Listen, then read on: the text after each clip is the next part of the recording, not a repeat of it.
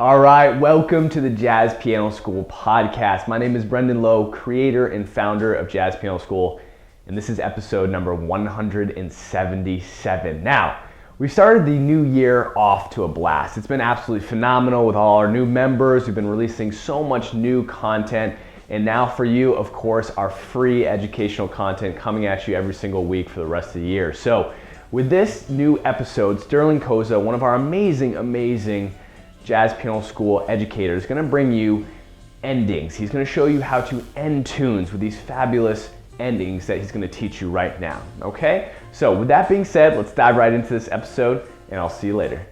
Hey everybody, this is Sterling Koza here for JazzPianoSchool.com. Today's podcast, we're going to be going over 5 go-to ways to end a tune. Now, I think we've all been there where the end of the tune is coming up, and you're looking around at your fellow musicians and you're thinking, how are we going to end this thing? Now, the last thing we want is for the end of your tune to come to a screeching halt and everyone kind of feels a little awkward afterwards. That's definitely happened to me. So I'm going to be giving you 5 solid ways to end a tune. Now, the first one comes from the song I was playing at the beginning, which you may have recognized as Take the Atrain, famous standard by Duke Ellington. And this ending actually comes from the original version, and many people use this ending for other tunes as well, but this ending actually comes from this tune, and it's come to be known as the A-Train ending.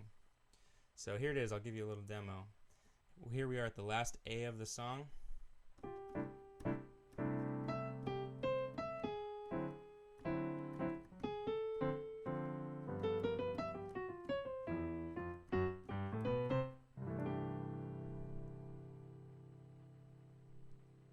Alright, so for that ending, all we're going to do is start on the 3rd of C, which is E, natural. And we're just going to walk all the way back up to C.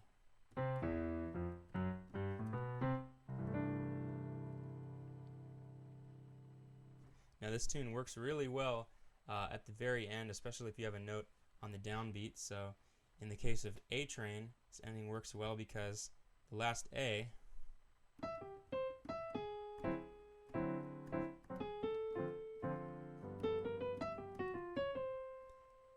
ends on a beat 1.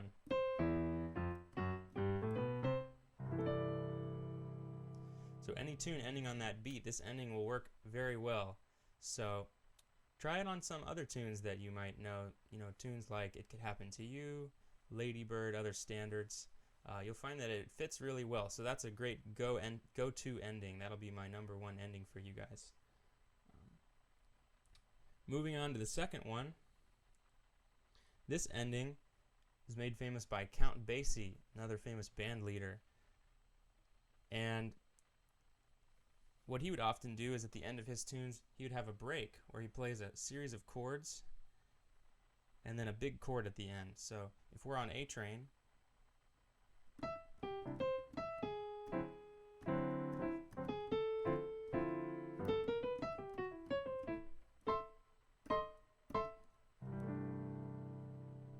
so what you can do is the band can play a break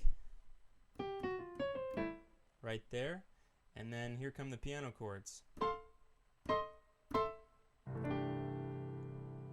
the way these chords work, it's sort of an inversion of an F major chord, the 4 chord in the key of C, and then the middle note changes and then takes us back to C6, sort of an A, E, C, C6 shape. So again, all together that is. And you can come up with your own variations of these chords. People usually expect to hear them in a similar rhythm.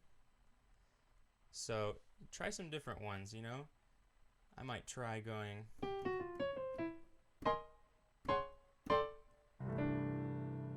Maybe some 4th ideas there. Or some dominant 7th chords.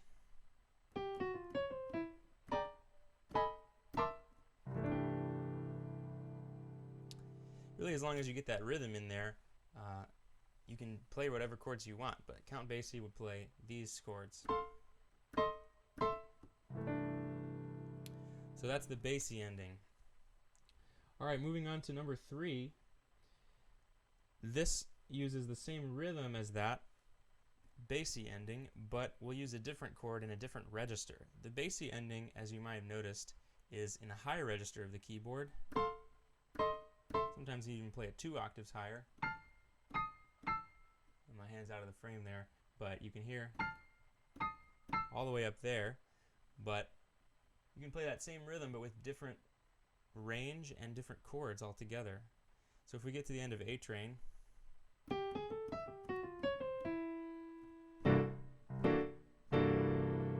that might sound familiar. That's a very common ending to just tack on at the end.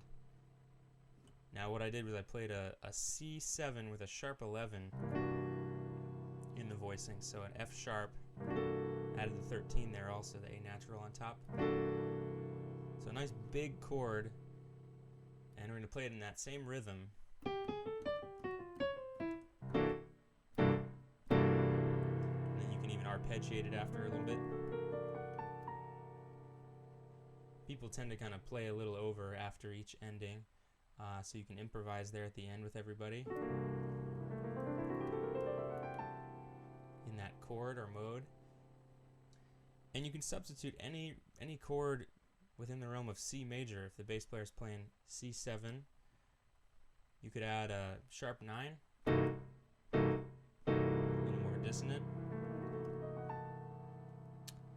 or something like maybe altered sound.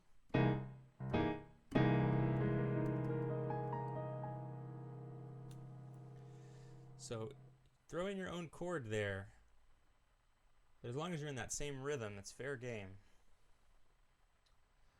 Alright, moving on to another ending. This one is a little more blues inspired. It's similar to the Atrain ending in that it has a specific melody that you'll hear people play. Here it is.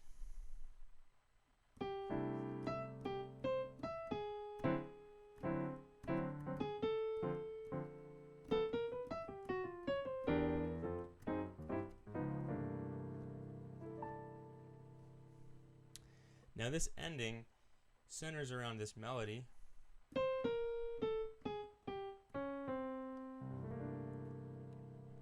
And it's basically walking down from C, and the bass you want to go up in contrary motion.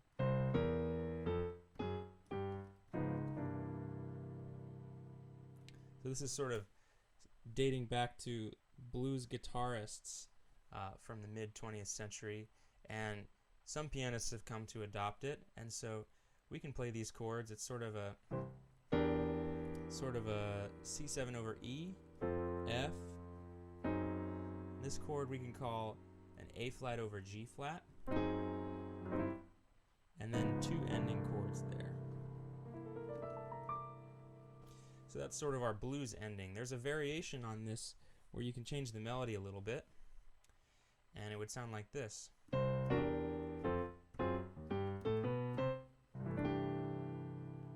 could call that sort of a hybrid with the Atrain melody ending.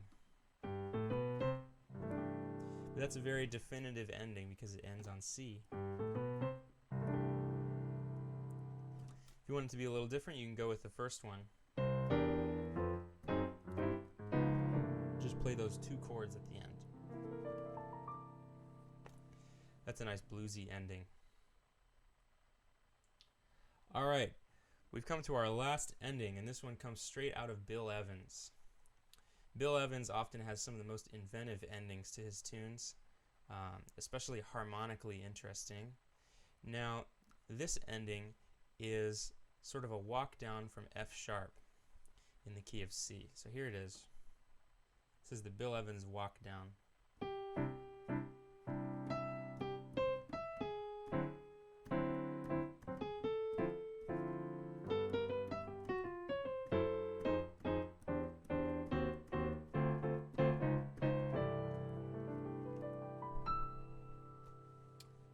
Now, this ending often has some rhythmic variations. I kind of improvised my own rhythm there at the end, but the way you'll hear it most often is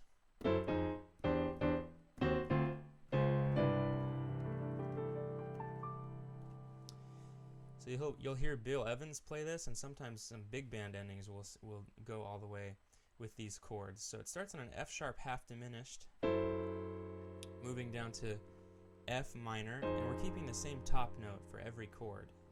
That's how we come up with these chords. This is sort of a C over E, and maybe E flat diminished 7, down to D minor 7, and with C in the top here we've got D flat major 7, down to C major 7. So all together with that rhythm.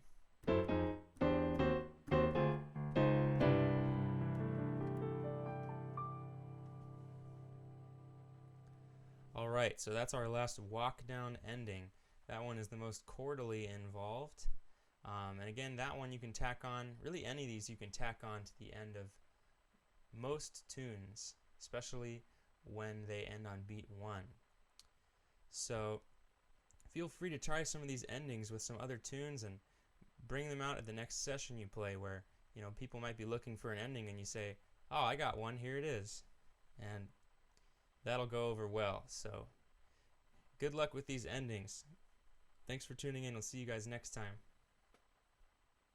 All right, well, I hope you guys enjoyed episode number 177 with Sterling Koza. That was really, really awesome, right? If you haven't checked out Jazz Piano School, definitely go ahead and do that at jazzpianoschool.com. And don't forget to subscribe down below, because we release a new podcast every single Wednesday and a new lick of the week every single Monday. All right? So that being said, I look forward to seeing you in the next episode. Have a fantastic day, and as always, happy practicing.